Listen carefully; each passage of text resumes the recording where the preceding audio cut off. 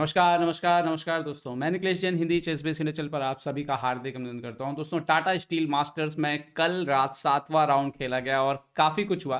भारत के लिए मिला-जुला रहा, 2 परिणाम भारत के लिए खराब रहे। अर्जुन इरगाची को पहली हार का सामना करना पड़ा है पूरे टूर्नामेंट में। उनको अब्दुल सत्तारोव ने हराया और इसके साथ ही अब्दुल सत्तारोव जो है वर्ल्ड नंबर 15 के आसपास पहुँच गए हैं, ज़बरदस्त प्रदर्शन करते हुए। और टूर्नामेंट में लीड कर रहे हैं, 1 अंक की लीड कर रहे हैं। लेकिन उनके ठीक पीछे हैं भारत के प्रज्ञानंदा जिन्होंने कल वॉन फॉरेस्ट जॉर्डन को हराया। इस खिलाड़ी को हल्के में ना लें क्योंकि जॉर्डन जो है वॉन फॉरेस्ट जो है वो इस टूर्नामेंट को जीत चुके हैं टाटा स्टील को, अनीश गिरी, मैग्नस कार्लसन बड़े-बड़े दिग्गजों की मौजूदगी में। और बुरी खबर एक ये रही कि एक बार फिर से लगातार दूसरी बार गुकेश को हार का सामना करना पड़ा और इस बार गुकेश को वेस्ली सो ने हराया। तो वेस्ली सो ने हराया, उनको करुआना ने हराया, डिंगली रेन ने हराया, अनीश गिरी ने हराया। तो ऐसे देखें तो उनको वर्ल्ड टॉप 5 के प्लेयर्स ने ही हराया है और कहीं न कहीं ये देखना होगा कि एक खराब फॉर्म से जूझ रहे हैं। अभी भी 6 राउंड बाकी हैं। देखते हैं गुकेश कैसे कमबैक करते हैं। लेकिन प्रज्ञानंदा एक बड़ी उपलब्धि के बेहद करीब पहुंच गए हैं। प्रज्ञानंदा की लाइव रेटिंग जो है वो करीब-करीब 2699 हो गई है। मतलब बस 1 डेढ़ पॉइंट का अंतर है और प्रज्ञानंदा 2700 रेटिंग पार करने वाले भारत के अगले खिलाड़ी बन जाएँगे। और ये निश्चित लग रहा है मुझे, मैंने टूर्नामेंट की शुरुआत में भी बोला था, अगर आपने मेरी रिपोर्ट देखी होगी, कि प्रज्ञानंदा बहुत संभव है कि इस टूर्नामेंट से 2700 पार कर जाएँ। तो ये रहे परिणाम। कार्लसन ने भी कमबैक किया और जीता, रिचर्ड रापोर्ट को हराया इस बार कार्लसन ने। तो चलिए, अब आगे बढ़ते हैं और आपको एक बार स्टैंडिंग ज़रूर दिखा देता हूँ आपको कि स्टैंडिंग कुल यूँ है, ये आप देख सकते हो। 5.5 पे अब्दुल सत्तारोव है, प्रज्ञानंदा 4.5 पे है, अनीश गिरी 4.5, करवाना 4.5, वेस्ली सो 4.5 और और इसके अलावा हम देखें तो मैग्नस कार्लसन 3.5 पे पहुँच गए हैं, अर्जुन 3 पे रह गए हैं। पहला मैच हारे वो, इससे पहले लगातार 6 उन्होंने ड्रॉ खेले थे और गुकेश फ़िलहाल आखिरी स्थान पर हैं, पर गुकेश फाइटर है और आई होप कि वो कमबैक जो है वो ज़रूर करेगा।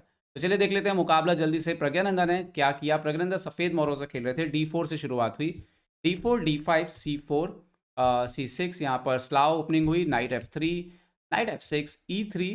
तो यहाँ पर जो वॉन फॉरेस्ट चूज़ करते हैं bishop F5 line, okay, night C3 और यहाँ पर वॉन फॉरेस्ट ने जो लाइन चूज़ की A6, ये अपने आप में ये जो ये लाइन है A6 ये बहुत ज़्यादा खेली नहीं जाती है, ठीक है? पर इसका जो जवाब दिया प्रज्ञानंदा ने बिशप D2, इस पे ज़्यादा पॉपुलर जो लाइन है वो क्वीन B3 है डायरेक्ट, बट प्रज्ञानंदा ने खेला बिशप D2 जो कि ये भी एक रेयर लाइन है। तो ऑलरेडी गेम जो है यहाँ से यहीं तक आते-आते सिर्फ इससे पहले डाटाबेस में आपको सिर्फ 150 करीब के गेम मिलेंगे, तो मतलब ज़्यादा गेम ही नहीं मिलेंगे यहाँ तक ही आते-आते।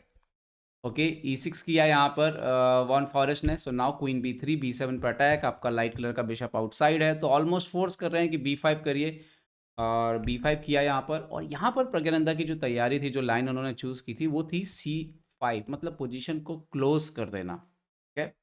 अब C5 आने से ये हो गया कि फिलहाल आपका ये जो बिशप है ये एक्टिव पोजीशन पे तो नहीं आने वाला है, ठीक है? आपका जो बैड बिशप था वो आउटसाइड द पॉन चेन है, लेकिन जो आपका गुड बिशप था वो भी अभी खेलने नहीं वाला है थोड़ी देर तक, ठीक है?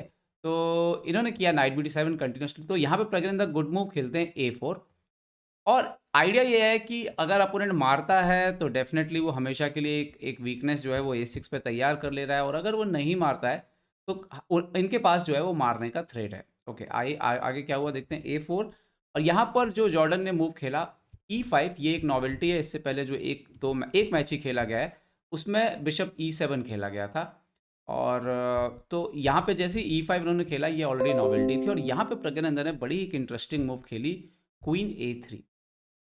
अब ये क्वीन A3 क्या है? फॉर एग्जांपल कि अपोनेंट बिशप E7 खेल दे, सो A into B5, C into B5, अब उसे तो A से तो मार नहीं सकते आप। बिशप B5, अगर आप बिशप मारेंगे तो रुक मर रहा है। तो ये एक थ्रेट था एक्चुअली में और यहाँ पर एक्चुअली में जॉर्डन को जिसको बोलते हैं ना, कई बार आप उकसाते हो सामने वाले को कि कुछ करो ऐसा कि तुम्हें लगे कि तुम्हें फ़ायदा हो रहा है। और जॉर्डन ने किया यहाँ पे B4 पॉन सैक्रिफाइस, जो एक्चुअली अगर आप इंजन्स एनालिसिस करोगे तो गलत नहीं है, लेकिन प्रैक्टिकली कभी-कभी क्या होता है कि छोटी-सी गलती भारी पड़ जाती है। क्वीन B4, रुक B8, अटैक आया, क्वीन A3 जाता है और ब्लैक A5 खेलता है। अगर आप देखोगे तो ब्लैक को कंपनसेशन है एक पॉन का। ये आप देखो, ये जो वज़ीर है ये थोड़ा गेम से कट गया है। ये रुक जो है वो काफ़ी अच्छी ओपन फाइल पे है, तो ऐसा लगता है कि थोड़ा फ़ायदा है।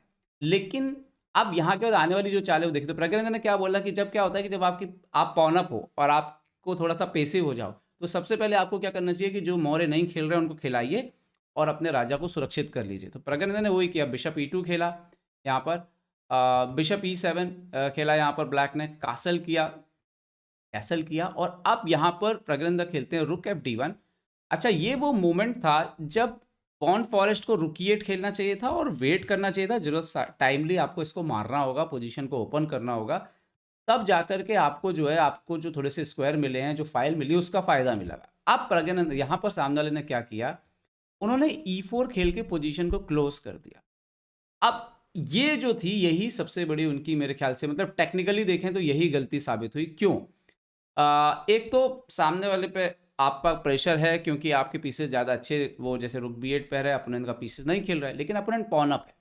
तो प्रज्ञानंदा यहाँ पे पॉन अप थे, अगर पोजीशन ओपन रहती तो यहाँ पर उनको चैलेंजेस और जाते क्योंकि ब्लैक की तरफ से कुछ प्ले मिलता। लेकिन जैसे ही पोजीशन क्लोज हो गई, मतलब घर का दरवाजा बंद हो गया, तो प्रज्ञानंदा को इनफ टाइम मिला अपने पीसेस को रीग्रुप करने के लिए और ठीक करने के लिए, और एक बार पीसेस ठीक हो गए तो फिर पॉन अप तो पॉन अप ही कहलाएगा। और वही हुआ मैच में। प्रज्ञानंदा ने नाइट E1 खेला, बिशप G4, तो प्रज्ञानंदा, और ये भी एक बजी अजीब सी बात थी कि स्पेस लेने की कोशिश कर रहे हैं और फिर वहाँ पर वो एक्सचेंज के लिए भी जा रहे थे। तो क्वीन C7, हालांकि शायद ये भी एक आइडिया था कि जो बिशप F5 पे रखा था वो उतना यूजफुल था नहीं, और खासतौर पे पोजीशन क्लोज करने के बाद। बिशप G4, प्रज्ञानंदा ने रुक लाया DB1 और B4 करने की तैयारी की। यहाँ पर उन्होंने खेला क्वीन C7, सो H3, bishop E2, night E2, queen A7 आया यहाँ पर, एंड नाउ B4 आ गया, AB4 एंड रुक B4। और इसके बाद पोजीशन में बिल्कुल क्लियर था, पॉन पे प्रज्ञानंदा, ऐसा कोई ये जो वजीर खराब लग रहा था, अब वो पॉन के बिहाइंड है, पॉन आगे बढ़ रहा है, तो कोई प्रॉब्लम बचा नहीं था। इसके बाद ऑलरेडी प्रज्ञानंदा की बोर्ड पर पकड़ जो है बहुत मजबूत हो गई थी। और क्वीन A6 खेला यहाँ पे जॉर्डन ने, सो रुक इनटू B8, एक्सचेंज भी करना शुरू कर दिया उन्होंने। नाइट C1, पीसेस को लगातार बेहतर करते गए, night C2, night C7, A5, रुक A8, सो रुक B1। अब ये बिशप से जो है वो ऑलरेडी अच्छी सपोर्ट पर है, क्वीन से सपोर्ट है पॉन, तो कोई प्रॉब्लम नहीं, बाकी के पीसेस को ठीक करने लग गए।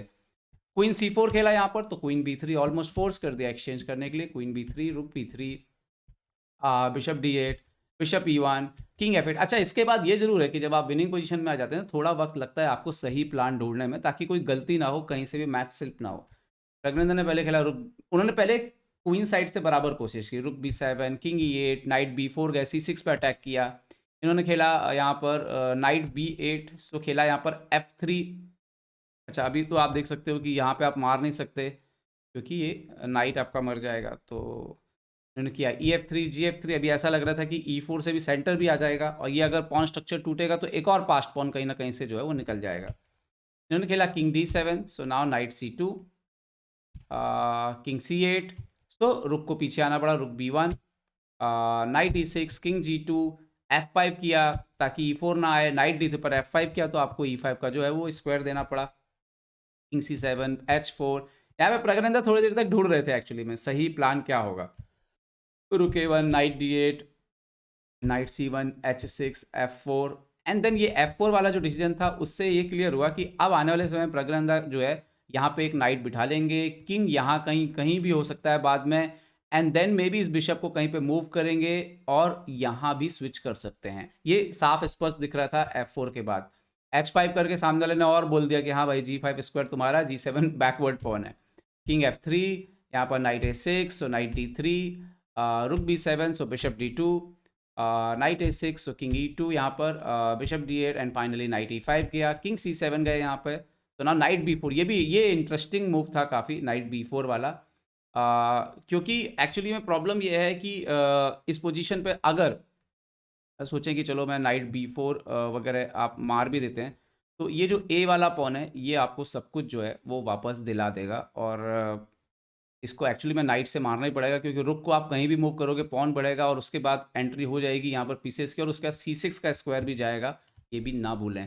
तो एनीवे उन्होंने नाइट B4 गुड मूव खेल दिया, और इसके बाद नाइट को पीछे हटना पड़ा, नाइट B8, नाइट F7, यहाँ पर bishop E7, so finally Praggnanandhaa switch कर गए यहाँ पर किंग साइड पे, किंग G1, और ये थ्रेट ऑलरेडी लगा हुआ था, नाइट यहाँ बैठा है, कभी भी A6 चल सकते हैं, नाइट E5 वापस, night E5, F E5, king D7 गए, सो नाउ रुक G6, एक्चुअली में प्रॉब्लम ये है कि अगर आप ये पोजीशन ब्लैक से लगाओगे भी ना, तो ब्लैक के लिए चालें ढूँढना बहुत मुश्किल है। एक तो जगह नहीं है, कहाँ रखो और आप क्या प्लान करोगे, आपका कोई अटैक ही नहीं आ रहा, एक पॉन ब्रेक तक नहीं आ रहा व्हाइट की तरफ, तो ब्लैक पूरा बहुत ही पेसिव खेल रहा है और व्हाइट ईज़िली धीरे-धीरे इम्प्रूव करते जा रहा है, जो टेक्निक कहती है कि जल्दबाजी ना करें। रुक C7, तो यहाँ पे थ्रेट था नाइट इंटू C6 का, अभी आप किंग से मारोगे तो नाइट इंटू रुक इंटू E6 आ जाएगा, तो इसीलिए रुक C7 खेलना पड़ा। नाउ बिशप E1, F4 किया फाइनली। अब कुछ तो हो नहीं रहा, कहीं से कुछ करने की कोशिश की, भाई आप मार दो तो मैं चेक देके हाथी मार दूँ आपका। तो कहने बोला आप करो जो करना है। A6 आगे बढ़ा पॉन, उन्होंने खेला रुक C8, so now A7, F into E3, king E3, night D8 गया, सो नाउ नाइट A6, रुक B8 अभी थ्रेट था क्योंकि नाइट B8 का थ्रेट था, उन्होंने खेला रुक A8, सो बिशप A5, अभी बिशप इंटू D8 का थ्रेट है, रुक इंटू A7 मारा, तो यहाँ पर प्रगंधन ने खेला knight B8 check, king E8, bishop D8, knight into C6, और यहाँ पर उन्होंने खेला रुक A3 check, king F4, bishop H4 मारा, बट रुक इंटू G7, रुक A6, रुक C7, और यहाँ पर रिज़ाइन कर दिया उन्होंने कि अभी आने वाले टाइम में क्या हो रहा है कि ये पॉन भी रुकने नहीं वाला है, ये किंग बहुत तेज़ी से ऊपर आके ये सब भी साफ कर देगा, ये भी मर जाएगा अभी एकदम से नहीं, और पोजीशन जो है और ये भी जो है अल्टीमेटली मर जाएगा, तो एक्चुअली में दोनों पॉन बचेंगे नहीं, तो इसीलिए जो है यहाँ पर वॉन फॉरेस्ट जॉर्डन ने रिज़ाइन कर दिया और प्रज्ञानंदा ने एक और बेहतरीन जीत दर्ज की और बहुत करीब पहुँच गए हैं अब 2700 रेटिंग को पार करने के। उम्मीद करता हूँ ये वीडियो आपको पसंद आएगा, पसंद आया तो लाइक शेयर और सब्सक्राइब करना ना भूलें। देखते रहिए ChessBase India. ChessBase India के लिए मैं निकलेश जैन, जय हिंद दोस्तों।